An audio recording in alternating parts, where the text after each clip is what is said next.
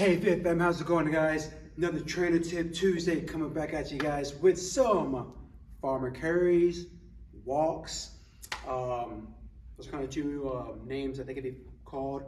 So with a farmer carry, farmer walk, or even if you're doing like a waiter carry, all right, but for this purpose today, we're gonna talk about having the weights down, all right? But the whole goal of a farmer carry, believe it or not, okay, this is actually a great full body exercise that you can perform, okay, to not only just build, like I just said, it total body, but everyone talks about abs, core, they want core strength, they want visible abs, okay, but you know, doing crunches or doing like bicycles, sit-ups, things of that sort, you know, sometimes it causes issues with the neck, or you just feel like you're not really engaging the core properly.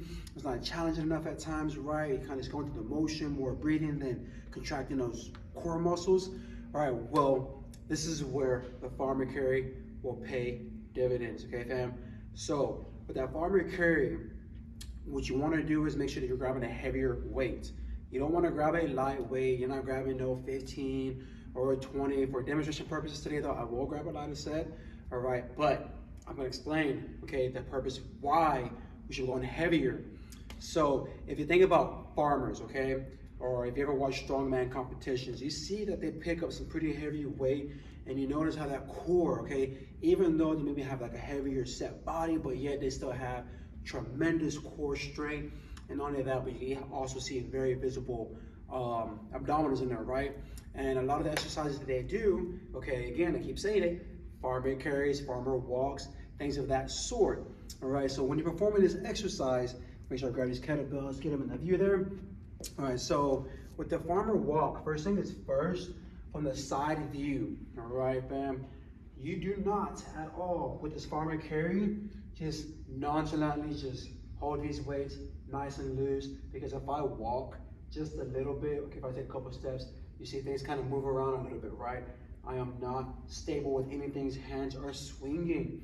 So with the farmer carry, it's very important, all right? I'm gonna slightly back or forward. Now, boom, roll the shoulders back, chest is out. Now, I'm gonna arch the lower back just for demonstration purposes. This is the wrong way to stand. Always, you wanna make sure we are tucked in with those hips. From right there, you feel that core engaged. My glutes are even slightly squeezed as well already. When you're performing these farmer walks, now I should turn towards that camera. All right, so everything's tucked in, shoulders are back. This is not a fast motion at times, it's a heel to toe action. You are gripping these kettlebells or dumbbells, whatever it may be, as hard as you can. So you are building the grip strength in those forearms and in those hands. Now, the key component of this is to make sure, all right, I did it. Overarch that lower back, make sure you bring it in, okay? Always, these hips should be tucked in a neutral position to where you feel your glutes slightly engaged already, even when you're standing there. So when you're performing these farmer carries, you're not trying to necessarily go as fast as you can, because if you're going as fast as you can with these farmer walks, I mean, look at me. I mean, nothing's really working. Just, there's no, there's kind of no purpose behind it. Yeah, he's just trying to carry that weight, but nothing was really engaged there, you know? Didn't feel the core, didn't feel the shoulders, didn't feel my grip strength, I didn't feel my legs, I didn't feel my glutes, none of that good stuff, okay? So let me take a couple step backs here and really show you from that front position, okay? So our shoulder width apart with his feet. Again, shoulders are rolled back. You tuck in those hips, engage that core. You know, honestly, guys, if you don't think of, well, we always say engage. If you ever think about, well, what does Coach Paul or Coach Chris or any of the coaches say mean when they say engage? Okay, what I mean is, see my fist, potentially someone's about to punch you in the stomach. Now, you know, at some point in your life, someone has tried to come by and do that to you, whether it be a family member, yeah, I mean, family member includes everybody, brother, sister, uncle, whatever it may be, however you play around, friends and whatnot. But at some point, you have done that and you braced. Okay, you're like, oh, so that's how that core should be.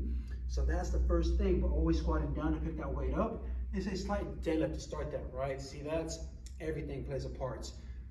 Shoulders are back, hands are gripped as tight as I can. My hips are forward. I'm going to walk in a slow, steady, straight line. I'm trying not to move my body from left to right. Now rocking those hips. I feel my core. I feel my shoulders. I feel my chest. I feel everything with that walk there. So again, from that side view, so you see just a bit there. Shoulders are back, hips are tucked in, heel to toe. The purpose is to build that core. If you do not feel that core, that means that these weights are too light. Reverting back to my previous point, those strong men, those farmers that people work out, or not work out, but who work in the actual fields, in the actual farm setting and whatnot, they're carrying loads of bales of hay, okay? That hay, they may be carrying by one hand like this. So let me show you with that one hand there. Even they got that one hand, you ever notice when they walk, you don't see them like this when they're carrying? They're almost as upright as possible. That's the whole key. You're trying to keep your body aligned, because alignment, I told y'all before, is very important. So when you're having that single kettlebell or dumbbell, still the hands by the side, the shoulder is rolled back, have a slight bend at elbow, not fully locked out. Because when I do this number, it involves my lat back there, my back muscles, which is how to become a full body exercise, okay? So when you're doing that single arm, it's the same thing. You're trying not to let that body lean too far to the left like so, keeping hips in line. Okay, the core is tight, you're still heel to toe, slow and steady. Even as I'm walking, you hear me kind of panting. That's because my core is tight, all right? It's engaged as I'm walking. Even with a step back there, I still feel that, because believe it or not, at times you do gotta walk backwards with something heavy in your hand. Case of water, jug of milk, maybe a kid. You never know, right? I mean, for those who have the small ones, I got 2 small ones, so that's why I make that reference. But anyways, you're not wanting to lean too far to that side, because what I do is cause misalignment. You walk around like this most of the time. If you carry that purse, backpack on that one side, maybe swap to the other side so we get that even stability. But either way, this does work that core. Tuck it in, even that left side. You don't want to lean at all. And you know, even if we're doing, for all intended purposes, because I said it earlier, that weight to carry, you can get that weight to carry, get a rack position. You put that kettlebell up, above on that shoulder, you let it rest. Same thing, but that'll be a conversation for another day. I want to say on these farmer walks, okay? So, want to make sure that you are tucked in to those hips, shoulders are back, hands are gripping those weights as tight as you can, and you are heel to toe. You should not ever be trying to walk as fast as you can with that, okay?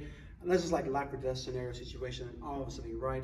But for all intent and purposes for the exercise, slow, controlled, engage that core, just in case, you know, I never fully understand or think about, what does the farmer carry do? What does it work? It's core, y'all, it's core. Now let me touch about one more variation of that farmer carry, because we do them, all right? We have marches, but even if you march, all right, if you see my body, I'm trying not to lean too far from that left or even to that right. And that's very challenging, to be honest, okay? To keep your hips squared and not open, to stay in one spot while lifting up, because that really does work the core, your shoulders, I mean, everything. Even if you go with a single arm on that, even if you're stationary, the whole key and point to this is not to lean. As I pull that leg up, I shouldn't lean down, because once I engage that core tight, and if I raise my leg, that creates stability. I no longer lean, okay? Now, I'm gonna disengage, and I'm gonna lift up, and automatically, I lose my balance. So the key, always in everything that we do, farmer walk should help you lock it in, tuck in that core, keep it tight again, like someone's about to punch you right in there. Engage, okay? Can't say it enough. So again, all intended purposes, think about it. Look at that, my core is tight, but if it's not tight, loose, and if I lift up, yeah, I know I kind of lean forward before I raise my leg, but that's because I have no balance, because my core is where everything comes from, stability, okay? So, farmer carries, walks, marches, core stability. Even from that side, since I did that march, and even on that side, same grip, same stance, you're just not leaning left or right. You're actually pulling from that core as you lift up. If you don't feel that core working, that just means that you are not engaged. All right, so I hope that helps you out with this Trainer Tip Tuesday. Farmer walks, farmer carries, farmer marches. you have any other questions at all about this exercise, please do let me know. All right, fam? Hope you're having a great day. Let's knock out the rest of it.